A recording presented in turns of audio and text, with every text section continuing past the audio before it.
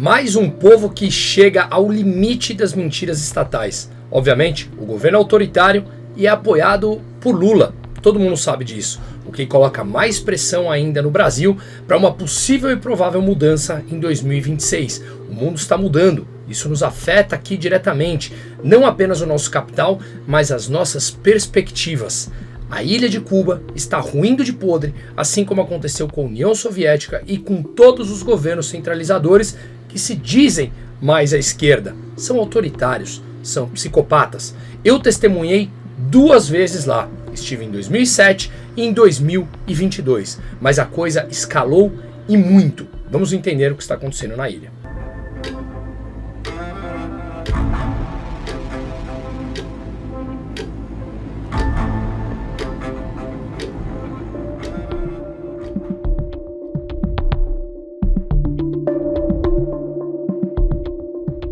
Talvez a ilha esteja passando pela pior crise desde a Revolução de 1959, onde Fidel Castro tomou o poder e lá ficou por décadas. E agora a coisa está extremamente complicada. Obviamente, não é a primeira vez que a população começa a se mexer, começa a tentar algum tipo de movimentação. Eu, inclusive, testemunhei isso em 2022. Mas poucos dias depois o regime conseguiu controlar as pessoas. Isso aconteceu também em 2021 e em outras vezes. Agora a coisa começa a ficar cada vez pior, uma vez que Cuba está isolada, já entenderemos por quê, e os recursos são cada vez mais escassos, a pobreza cada vez maior e os recursos estatais que os burocratas enganam a população simplesmente acabou. Inclusive com greves nas universidades, que eu tive a oportunidade de conhecer e são realmente precárias, por mais que muitos mentirosos dizem que não, que os recursos por lá são abundantes. Veja isso. Las salas de clases de varias facultades de Cuba se están quedando vacías en el primer paro universitario en los 66 años de revolución de la isla, una furia de los jóvenes detonada por el llamado tarifazo de Etexa. Tudo isso parece ter começado depois de um influenciador espanhol extremamente relevante propagou uma mentira que os hotéis de Cuba estariam distribuindo ajuda aos cubanos após o furacão Melissa, que mais um problema que causou distúrbios e prejuízo na vida já dos paupérrimos cubanos. Isso acabou incendiando as pessoas. Era uma mentira. Todos eles foram para a porta dos principais hotéis em Cuba. O regime inclusive teve que vir a público e desmentiu. Mas qualquer coisa serve como uma faísca para incendiar as pessoas que já simplesmente não aguentam mais. O Ministério do Turismo de Cuba postou falando que era uma fake news para as pessoas não estarem mais nas portas dos hotéis. Obviamente isso expõe uma escassez total de recursos. Afinal de contas, após um furacão, se as pessoas estão lá na porta incendiando para tentar mudar alguma coisa no país, se eles tivessem recurso, alguma coisa, um mínimo, eles dariam para simplesmente acalmar as pessoas. Não, tiveram que vir a público e dizer que se tratava de fake news. Desde que eu estava lá, a coisa piorou e muito com apagões. Eu vivenciei isso. Andávamos à noite em ruas que de fato não há nenhum problema de segurança. Zero. Isso é impressionante. Claro, ao eventualmente atacar turistas, prendem as pessoas por anos e lá deixam. Mas a coisa piorou muito com os apagões cada vez mais recorrentes, mantendo a ilha por dias sem eletricidade. Essa escuridão. Aqui uma casa. Bom, resumo, aqui é a nossa casa. Mas que é guerra, né? Esse é o centro de Havana. Sem luz alguma na rua, praticamente. 8h30 da noite. E, obviamente, a reclamação das pessoas não são porque elas não podem, sem eletricidade, ligar seu celular, assistir um vídeo do YouTube, que sim, eu postei meus vídeos de lá, vale a pena acompanhar, tem muita coisa que eu postei, mas enfim, o que eles buscam é que sem eletricidade não há combustível, não há transportes. O pouco que chega da alimentação nos supermercados estatais está simplesmente acabando. Não há hospitais, já são precários por natureza sem os insumos, sem eletricidade, então não há qualquer tipo de ajuda. Não há aulas nas escolas e universidades, como a gente viu. A comida em casa, o pouco que tem dos cubanos, eu vivenciei e testemunhei lá dentro, diferente de alguns influencers hipócritas brasileiros que vão para lá para dizer que a ilha é simplesmente magnífica. A beleza natural pode ser, mas destruída pela pobreza de grande parte dos cubanos, quase a totalidade, tomada por um regime nefasto, comunista, como a gente sabe, e apoiado pelo governo brasileiro. Por mais que ele não fale abertamente, porque tem um custo político por isso. Portanto, a comida estragando das pessoas, o pouco que resta de comida.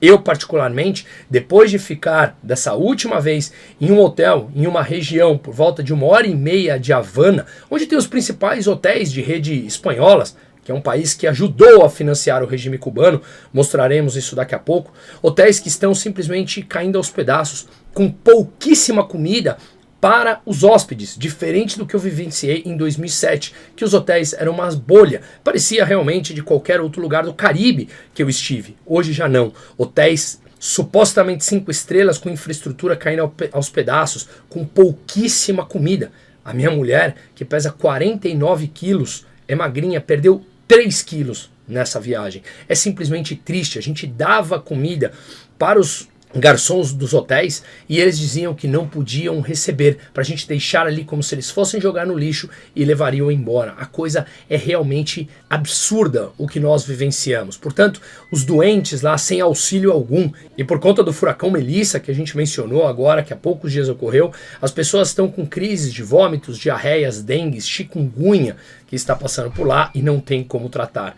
Simplesmente não há, porque não há eletricidade, não há insumos, não há médicos, não há absolutamente nada, dado o regime autoritário cubano, que a gente sabe, que, repito, é importante enfatizar, é apoiado em essência por Luiz Inácio Lula da Silva, por Petros, presidente da Colômbia, e por outros aqui dessa região. O regime, obviamente, coloca a culpa nos Estados Unidos há anos. Isso é típico de quem se diz de esquerda, terceirizar essa responsabilidade. Mas quem ajudou Cuba durante os últimos anos e décadas?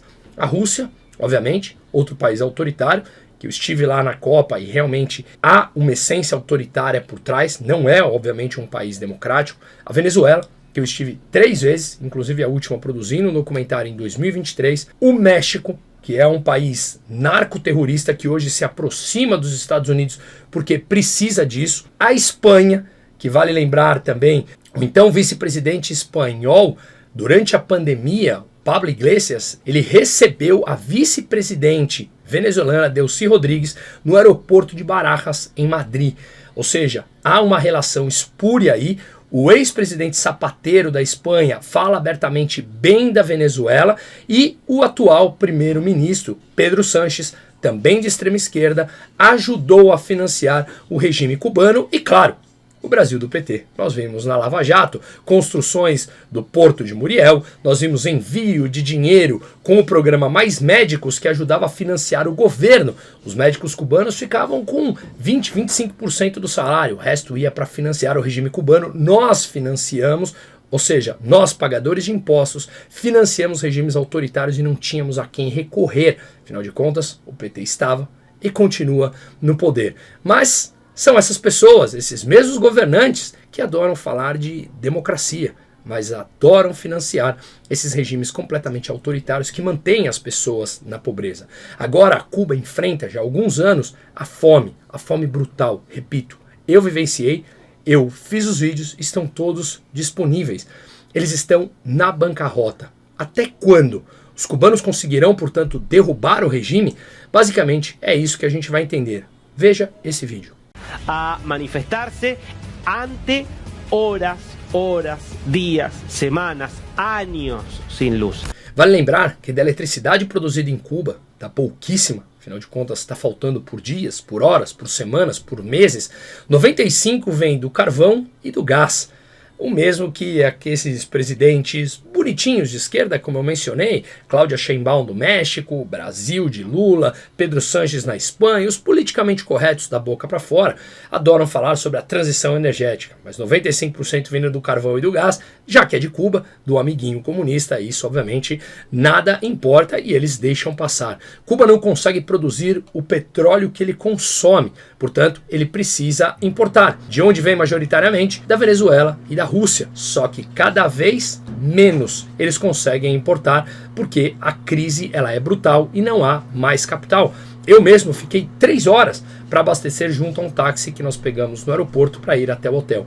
3 horas para abastecer um carro. Olha a fila para colocar gasolina, estava falando que falta. E aqui dentro o mercadinho estatal totalmente vazio. E a gente consegue ver que Cuba já está com falta de combustíveis há anos nas bombas. E obviamente isso afeta todo o transporte. Por isso não chegava comida, pelo pouco que há, nos hotéis que eu mencionei a 1h30 de Havana. É simplesmente brutal. Cuba importa quase tudo que consome e importa cada vez menos, conforme a gente consegue ver, inclusive em matérias do governo cubano, de Cyber Cuba. Vale a pena acompanhar. Por trás dessa queda estão o drástico corte de remessas do México e da Venezuela, além da ajuda quase inexistente de outros parceiros, como a Rússia. Há poucos dias, essa semana, nós vimos que o ministro da Economia, ex-ministro agora, Alejandro Gil, de Cuba, foi condenado à prisão perpétua. Quem era Alejandro Gil? Amigo de Miguel Díaz-Canel, o presidente cubano, amigo íntimo. Mas como boa ditadura, se você não serve mais, eles simplesmente te condenam. E o que disseram que ele fez? Traição à pátria. Você conhece esse discurso? Todos eles de esquerda no mundo todo, não é de agora, sempre dizem que antigos aliados deixam de ser quando eles fazem traição à pátria. Algo bastante subjetivo. O que é traição à pátria? Lula fala bastante disso, o PT também fala bastante disso. O regime, com seus próprios meios oficiais, assume escassez de 70% de medicamentos básicos. Se o regime assume 70%, imagina a realidade. Eu, por exemplo, fiquei 1 semana em Cuba, queria comprar um band-aid e não encontrei em nenhuma farmácia. Um mísero band-aid e um cortador de unha. Simplesmente não tinha. Vim cortar a unha quando eu cheguei de volta no Brasil. E cada vez mais eles vivenciando apagões por completo. E com esses apagões, o que acontece com o turismo, que já foi a primeira fonte de renda de Cuba, obviamente cai. E é o que eu acabei de testemunhar, que a minha esposa vivenciou e disse que não voltaria nunca mais para lá, porque foi traumático. Triste, eu voltaria, afinal de contas faz parte do meu dia a dia da investigação, mas realmente é algo extremamente triste.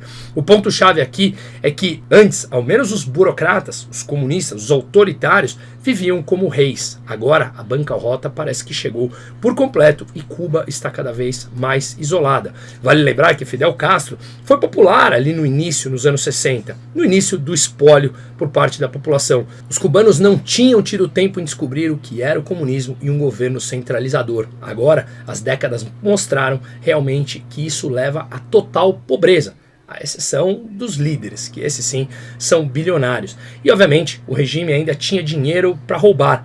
Mesma coisa de sempre do Brasil, você lembra? Nos primeiros anos do governo Lula havia superávit, preço de commodities na lua, o Brasil exportava mais. Mesmo roubando bilhões que foram descobertos no Mensalão, no Petrolão, na Lava Jato, mesmo assim eles conseguiram produzir algum superávit. E esse superávit obviamente trouxe uma certa estabilidade, mas o crescimento do Brasil foi abaixo dos pares ao longo desses anos de governo. Poderia ter sido muito melhor. Ou seja, havia recursos ali para roubar e havia espaço para as pessoas e empresas se endividarem. Agora estamos no limite, as pessoas estão aqui de endividamento. E é justamente o grande problema. O déficit fiscal começa a trazer problemas para os governos que só sabem gastar para enganar, a moeda começa a desvalorizar, a inflação começa a atingir a casa, especialmente dos mais pobres, e aí a realidade simplesmente aparece. Em 2025 estamos já em outro contexto. Não há apoio mais aos Castros, nem interno, nem externo, ao regime ou às suas ideias estapafúrdias, à exceção de alguns poucos, como Luiz Inácio Lula da Silva. E os Estados Unidos, com o Gerald Ford no Caribe, obviamente é mais uma ameaça a Cuba. Vem ameaçando Venezuela, em última instância também é justamente a Cuba. Veja, remessas de cubanos expatriados em outros países já é a principal fonte de renda, segundo algumas fontes de dados e segundo o que me falaram por lá.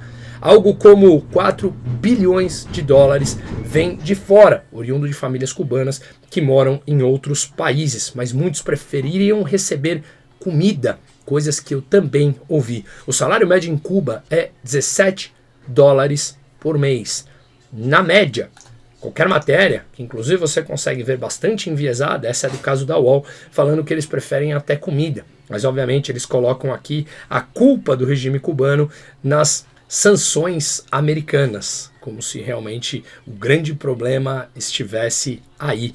Vale lembrar que o Brasil transaciona com Cuba, Rússia poderia transacionar com Cuba, e eles estão nessa miséria por completo, não por uma ideia estapafúrdia que eles defendem desde os anos 60, 59 mais especificamente, não. Mas os militantes adoram colocar como se fosse simplesmente a culpa dos imperialistas, dos Yankees. E o regime, obviamente, disso que os cubanos mandam de fora para Cuba, fica com uma parte deles. O regime tenta pegar tudo e mesmo assim está em frangalhos. Mesma coisa do Brasil. Sobe impostos para absolutamente tudo e mesmo assim o déficit continua crescente. Porque é uma matemática, porque é uma óbvia, porque é uma gestão errada, porque é uma gestão incompetente, uma gestão corrupta e com ideias estapafúrdias, como eu falei. A Rússia hoje, um aliado histórico de Cuba, está preocupada com a guerra contra a Ucrânia, inclusive está negociando com os Estados Unidos. O México, da presidente Claudia Sheinbaum, está mais próximo aos Estados Unidos. Ontem, inclusive, na quinta-feira dessa semana, o México anunciou tarifas a produtos brasileiros e, inclusive, chineses. Ou seja, países que são mais aliados hoje por conta da ideologia de seus governos à China do que aos Estados Unidos. Fica claro que Washington está com uma influência importante no governo mexicano. Inclusive Marco Rubio, que é descendente de Cuba, está no pescoço da presidente mexicana Claudia Sheinbaum. Ou seja, o lado de cá começa a ficar muito mais alinhado aos Estados Unidos e menos a esses países autoritários. E, obviamente, o BRICS começa a perder influência. O BRICS, comandado, obviamente, pela China. Isso coloca Cuba em uma condição muito mais solitária.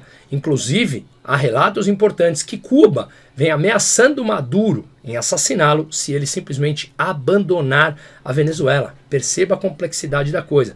Vale lembrar que grande parte dos militares que fazem a defesa pessoal de Nicolás Maduro são cubanos, que em última instância são financiados por Rússia, por Irã e indiretamente, como nós mostramos, por países como Espanha, como Brasil e como México, mas isso vem diminuindo. Segundo alguns informes recentes da agência Reuters, a importação de petróleo cubano caiu 35% entre janeiro e outubro em comparação ao mesmo período de 2024, o que complica ainda mais a já frágil economia cubana. Portanto, a saída será que será democrática ou levará o país a um caos ainda maior? Entre 2022 e 2023, a população cubana caiu 23%. É a mesma coisa que a Venezuela e a Ucrânia. Só que Venezuela e Cuba não estão em guerra. Estão sim com um governo autoritário comunista. O resultado é sempre o mesmo.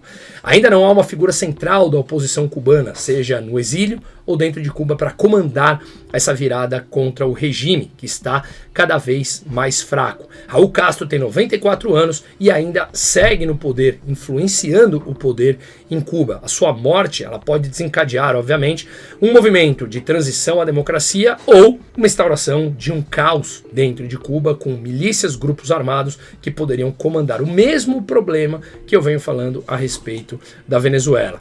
Ocorre que com mais informações correndo, com mais tecnologia chegando, você pode acessar um VPN, eu fiz isso lá de Cuba, as pessoas começam a receber mais informações e vão perdendo o receio de saírem às ruas. E vão chegando informações de outros países, como Venezuela, por exemplo, que começa a praticar algum tipo de mudança e isso vai inflando as pessoas. Eu não estou dizendo que o regime cairá amanhã, mas que há elementos para analisar que esse movimento vem crescendo e as probabilidades de socorrer em algum momento, no curto ou no médio prazo, são muito maiores do que alguns anos atrás. Lembre-se, nada ocorrerá até que, de fato, ocorra. O que eu vivenciei lá e testemunhei com fotos, com vídeos, é o lixo a céu aberto, é falta de luz, doenças, escassez de comida, estrutura absolutamente zero e precária. Liberdade zero para as pessoas que só podem fugir através de um bote salva-vidas a 150 km para chegar na Flórida. Prateleiras vazias com supermercados estatais, onde as pessoas fazem filas brutais para tentar conseguir um mínimo de comida. Quando eu estava lá, fazia 3 meses que tinha arroz e repolho, carne, qualquer tipo de proteína, simplesmente não tinha. Aonde tinha? No mercado negro, para as pessoas que têm acesso a dólares. É por isso que cada vez mais as pessoas querem estar próximos dos turistas. Afinal de contas, eles têm acesso a dólares e no mercado negro você consegue comprar algum tipo de comida. ou até mesmo nos grupos de WhatsApp que são negociados absolutamente tudo, desde livros a geladeiras, o que quer que seja, sempre em dólares, no mercado paralelo, no mercado negro. Ou seja, o capitalismo funciona no mercado negro, mas na realidade o que eles impõem é uma brutal ditadura e brutal comunismo que leva as pessoas à fome. Talvez as coisas possam começar a mudar e inclusive exerça mais pressão aqui no Brasil. Assim espero, façamos isso. Obrigado por ficar até aqui. Se esse vídeo te ajuda, por favor, compartilhe, se inscreva no canal e ative o sininho. Espero que a população cubana consiga enfrentar, por vez, os amigos autoritários dos esquerdistas da região. Seguimos.